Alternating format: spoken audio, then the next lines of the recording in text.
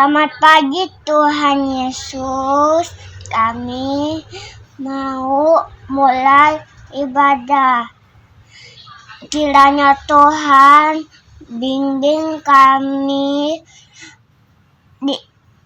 dari awal sampai akhir. Dalam nama Tuhan Yesus kami berdoa. Amin.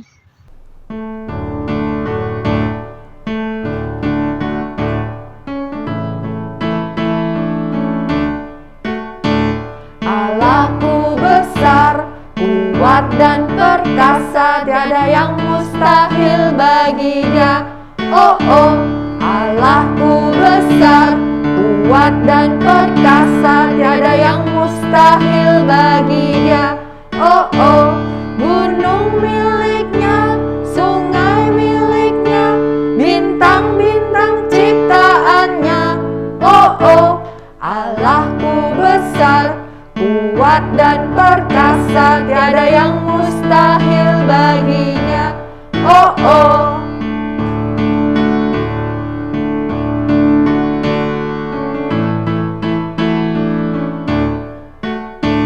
Allahku besar, kuat dan perkasa, tiada yang mustahil bagi Dia.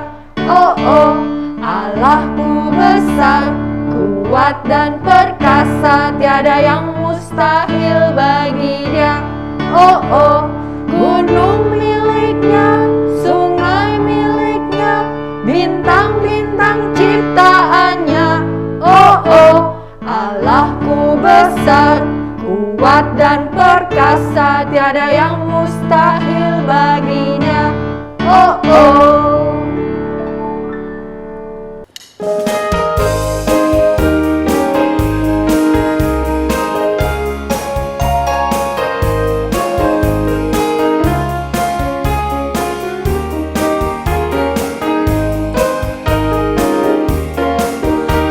Terbit matahari sampai pada masuknya, biarlah nama Tuhan dipuji. Dari terbit matahari sampai pada masuknya, biarlah nama Tuhan dipuji.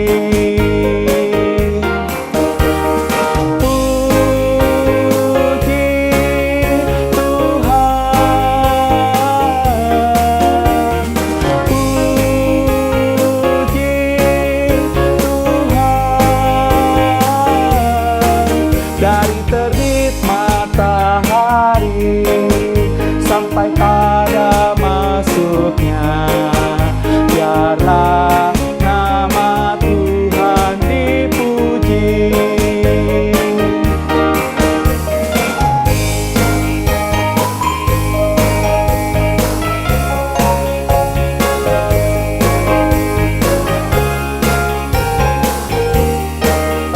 Kita pujikan sekali lagi ya. Dari terbit matahari, dari terbit matahari sampai pada masuknya, biarlah nama Tuhan dipuji. Dari terbit matahari sampai pada masuknya, biarlah nama Tuhan dipuji.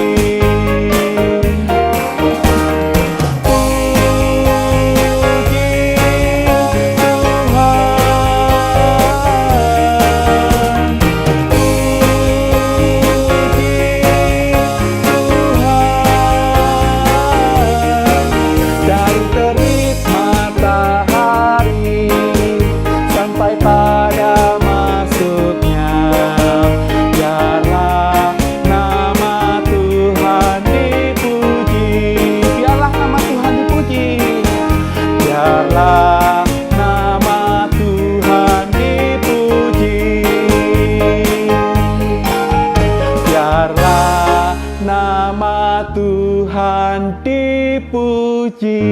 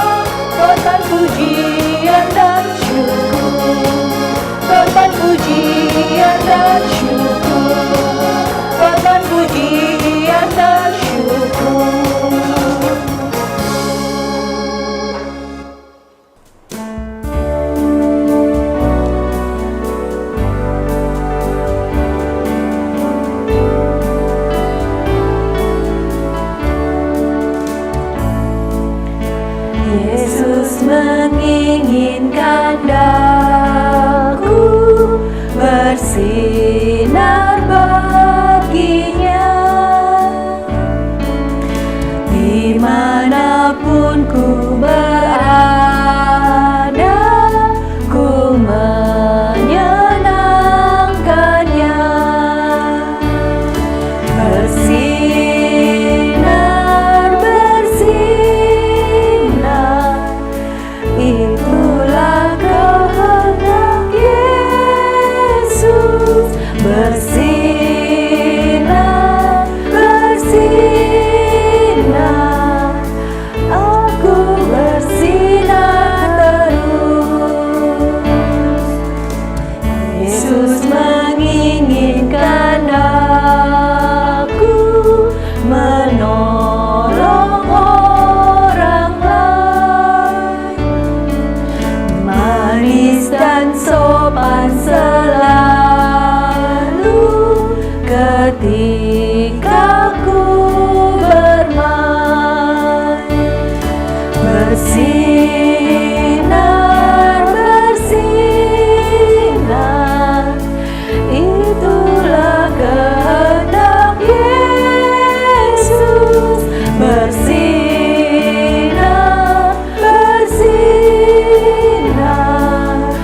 aku bersinar terus. Ku mohon Yesus menolong, menjaga hatiku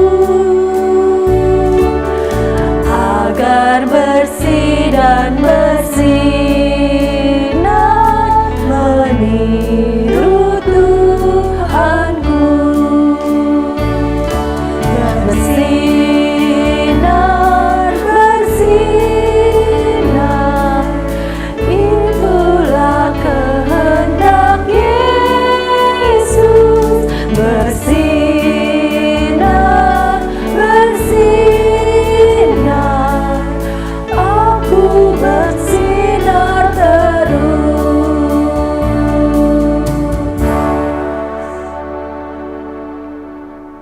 Tuhan Yesus, kami sudah memuji-Mu. Sekarang kami mau mendengarkan firman-Mu. Kiranya Tuhan berkati supaya kami mengerti isi dari firman Tuhan. Terima kasih Tuhan, dalam nama Tuhan Yesus kami berdoa. Amin. Hai kids, apa kabar kids semua? Semoga kids di rumah sehat dan bersuka cita ya. Kids, kalau kids sedang bersuka cita, Kak Puji lagi pusing nih. Kak Puji lagi dapat tantangan dari Kak Heri untuk memasukkan telur ke dalam botol kaca ini. Tapi Kak Puji nggak boleh, dorong gitu nggak boleh. Gimana ya? Aku udah coba begini nggak bisa nih. Telurnya nggak muat kids. Kalau didorong nanti dia jadi pecah, jadi patah, jadi berantakan. Kak Puji harus mikirin dulu ya, kira-kira bisa pakai apa ya? Kak Puji tahu deh gimana. Kak Puji bersiap dulu ya. Sebentar ya kids ya. Nah, sekarang Kak Puji udah siap nih. Udah pakai baju lab ya. Supaya aman nih. Baju Kak Puji jadi nggak kotor gitu ya. Nah, untuk menjawab tantangan Kak Heri, Kak Puji mau menyiapkan beberapa bahan. Tentunya tadi tantangannya memasukkan si telur ini ke dalam botol kacanya. Nah, Kak Puji hanya memerlukan korek api, juga kertas. Tapi kertasnya nggak pakai semua nih, nanti nggak cukup. Nah, kita coba ya gimana caranya ya. Nah, kids, ini kertasnya udah Kak Puji remek-remek ya, karena harus dimasukin ya. Kalau begitu nggak bisa, lalu kita mau bakar dulu kertasnya. Nah, kita bakar kertasnya. Terus Kak Puji masukin ke dalam.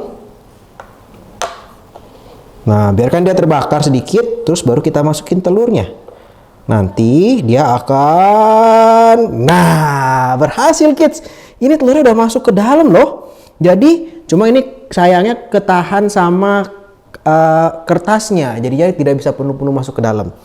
Nah, kids, jadi Kak Puji udah berhasil ya menjawab dari tantangan dari Kak Heri. Ini udah masuk ke dalam kids, walaupun tidak sepenuhnya masuk karena ternyata ketahan sama kertasnya. Kurang panjang, kurang tinggi botolnya. Tapi kalau Kak Puji balik, dia udah nggak bisa keluar nih. Udah susah keluarinnya. Nah, gitu ya kids ya. Jadi Kak Puji sudah berhasil. Nah, kira-kira apakah kids tahu kenapa telurnya bisa masuk? Ini terjadi karena udara yang ada di dalam botol ini terpakai untuk membakar si kertas. Sehingga tekanan udara di dalam dan di luar botol berbeda. Tekanan di dalam botol lebih kecil, tekanan udara di luar botol lebih besar. Sehingga dia jadi tersedot, jadi seperti vakum ya. Seru sekali kan kids? Nah kids, apakah kids merasa apa yang Kak Puji lakukan adalah pintar? Nah, sekarang pertanyaannya Kak Puji gini, apakah kids juga mau jadi pintar? Atau mungkin malah ada kids yang merasa takut kalau kids menjadi pintar, kids bisa menjadi berdosa. Nah, kids jangan takut ya untuk menjadi pintar, karena Allah itu selalu menginginkan anak-anaknya menjadi anak-anak yang cerdas dan pintar. Kids mau tahu buktinya? Ada loh sebuah kitab di Alkitab yang banyak sekali menggunakan kata hikmat, didikan, dan pengetahuan. Apakah kids tahu Alkitab apa itu? Nah, itu adalah kitab Amsal. Kak Puji akan bacakan ya untuk Amsal 1 ayat 1 sampai yang ke-7. Bunyinya demikian, tujuan dari Amsal ini. Amsal-amsal Salomo bin Daud, Raja Israel, untuk mengetahui hikmat dan didikan, untuk mengerti kata-kata yang bermakna, untuk menerima didikan yang menjadikan pandai, serta kebenaran, keadilan, dan kejujuran. Untuk memberikan kecerdasan kepada orang-orang tak berpengalaman dan pengetahuan serta kebijaksanaan kepada orang muda. Baiklah orang bijak mendengar dan menambah ilmu, dan baiklah orang yang berpengertian memperoleh bahan pertimbangan untuk mengerti amsal dan ibarat, perkataan dan teka-teki orang bijak. Takut akan Tuhan adalah permulaan pengetahuan, tetapi orang bodoh menghina hikmat dan didikan. Nah kids, dari pembukaannya aja sudah jelas banget nih kalau kitab ini ditulis untuk memberikan hikmat, didikan, kecerdasan, kebijaksanaan, pokoknya banyak banget deh. Bahkan ya kids, di dalam Alkitab itu ada banyak sekali contoh Alkitab, contoh tokoh yang menunjukkan hikmat dan kebijaksanaannya. Sebagai contoh yang paling sering kids dengar itu adalah tentang Raja Salomo yang terkenal dengan hikmatnya.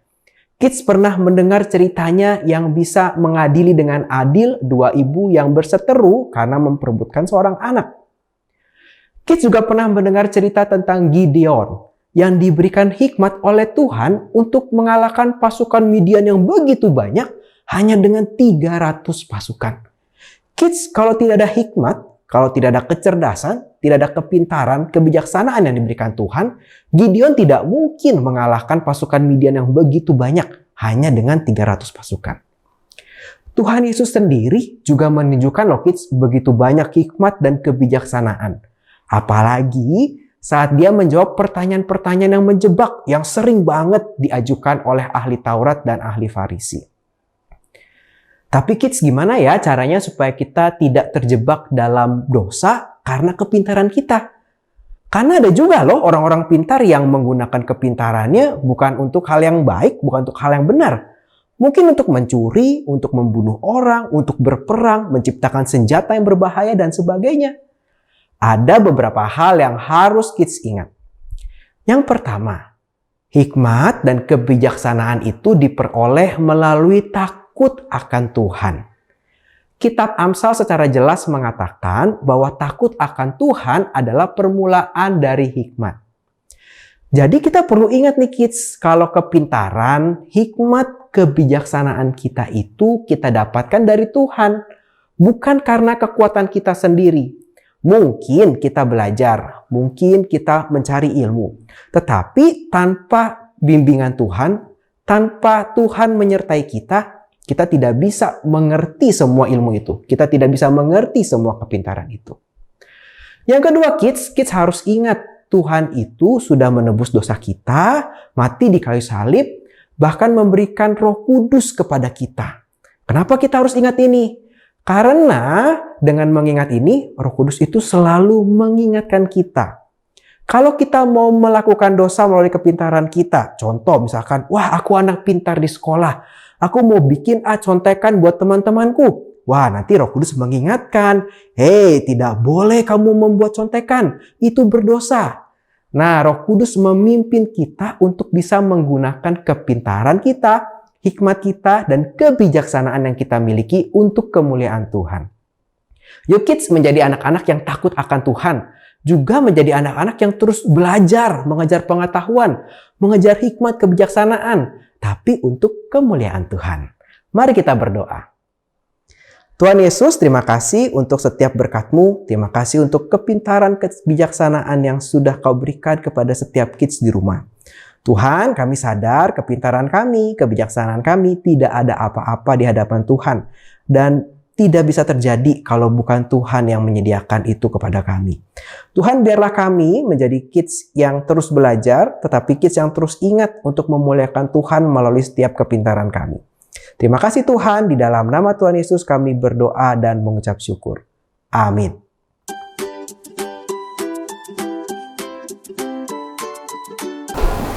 Nah kids, untuk challenge kali ini Kak Puji menantang kids di rumah untuk melakukan beberapa percobaan sederhana. Kids boleh lakukan satu dari dua yang Kak Puji contohkan ya. Kita akan lihat bagaimana caranya. Untuk yang pertama. Nah, untuk challenge yang pertama, kids, kita bisa membuat magma yang menari. Bahan yang kita perlukan itu adalah air, kemudian kakak punya pewarna makanan, boleh warna apa saja. Ada gelas, kemudian ada minyak, dan Kak Puji di sini punya tablet effervescent ya. Mungkin ini Kakak Puji pakainya redoxon ya. Boleh pakai yang lain, nggak apa-apa. Gimana caranya? Caranya pertama-tama kita tuangkan airnya dulu ke dalam gelas ya. Kita tuangkan air. Nah. Kemudian di atas airnya kita tuangkan dulu pewarna makanannya. Sedikit aja, nggak perlu banyak-banyak. Kemudian bisa kita aduk. Nah ini kebetulan ada sedotannya, bisa Kak Puji aduk sini. Nah, kemudian di atas air ini kita akan tuangkan minyak.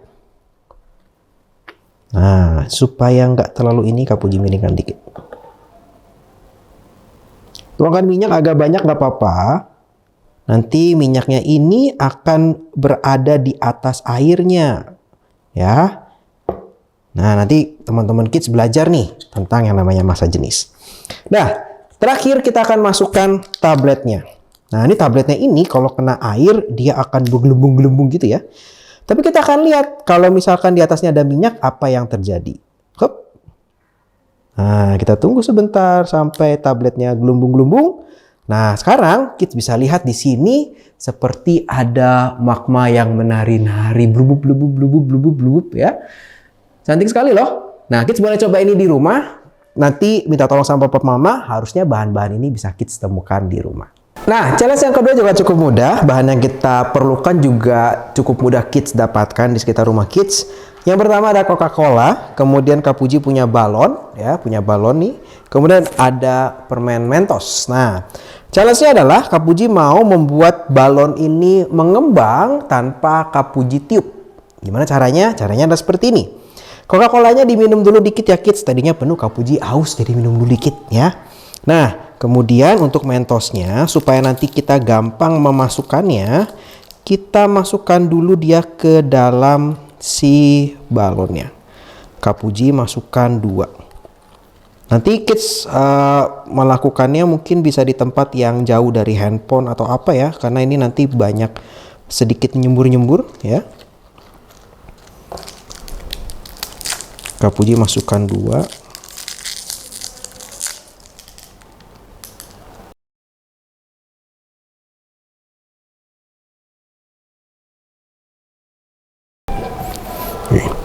Nah, kemudian Coca-Colanya Kak Puji buka, kemudian di sini Kak Puji pasang untuk ininya kita pasang di sini, dipegang yang keras ya. Ini kalau kita lihat balonnya masih kempes ya kids. Nah, ini Kak Puji masukkan nih, masukkan si Mentosnya ke dalam sini. Nah, sekarang kita lihat apa yang terjadi. Balonnya jadi mengembang. Nah, cuma ini Mentosnya kurang banyak, jadi dia mengembangnya agak kecil. Nanti kids bisa lakukan di rumah. Kalau Mentosnya cukup banyak, nanti dia bisa mengembangnya besar sekali. Itu ya kids ya. Nah kids, kita akan sama-sama mengakhiri nih ibadah kita pada hari ini. Kak Heri akan bersama-sama berdoa dan memberkati kita semuanya. Tuhan, kami berterima kasih karena kami masih terus dikasih kesempatan untuk bisa beribadah. Kami mengucap syukur untuk pujian yang kami naikkan. Kami mengucap syukur untuk firman Tuhan yang sudah kami dengarkan. Dan kami mau kembali melakukan apa yang kami dengarkan ini dengan hati yang bersuka karena kami rindu untuk mempermuliakan nama Tuhan. Berkati kami Tuhan dengan apa yang terbaik yang Tuhan siapkan bagi setiap kami. Diberkatilah Engkau kita semuanya, di dalam nama Tuhan Yesus kami berdoa. Amin.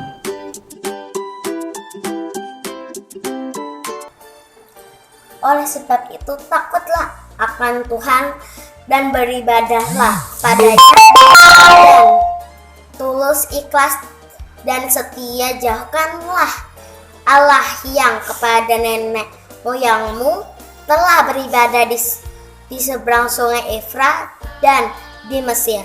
Tetapi aku dan seisi rumahku, kami akan beribadah kepada Tuhan. Jauhlah daripada kami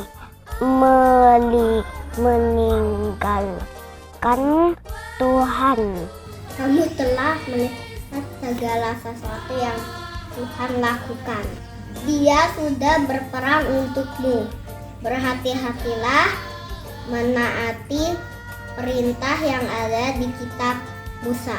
Janganlah menyembah dewa-dewi bangsa lain. Berpegang teguhlah pada Tuhan dan kasihilah Tuhanmu. Takutlah akan Tuhan dan beribadahlah kepadanya dengan tulus, ikhlas, dan setia.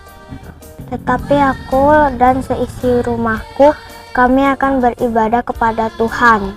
Jauhlah daripada kami meninggalkan Tuhan untuk beribadah kepada Allah lain, sebab Tuhan Allah kita, Dialah yang telah menuntun kita dan nenek moyang kita. Peran Yosua saat berpidato. Oleh sebab itu, takutlah akan Tuhan dan beribadahlah kepadanya dengan tulus, ikhlas, dan setia. Jauhkanlah Allah yang kepadanya nenek moyangmu telah beribadah di seberang sungai Efrat dan di Mesir, dan beribadahlah kepada Tuhan.